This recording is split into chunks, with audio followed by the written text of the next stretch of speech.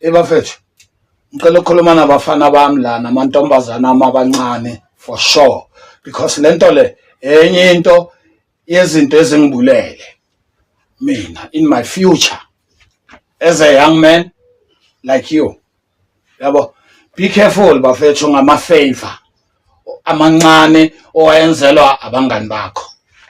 Be very careful because now what I know is that a favor returns a favor. Nawe kuzomela ubayenzela ama-favor at some point, but it won't be the same favor that they did for you. Yabo, kuzobe sekuyi-favor different. For example, ukuthengela ikota ulambile, kusasa futhi ukuthengela ikota ulambile, ilanga lesi-3 uza nesibhamu esibulala umuntu, uthi mngani wami ngibambelela.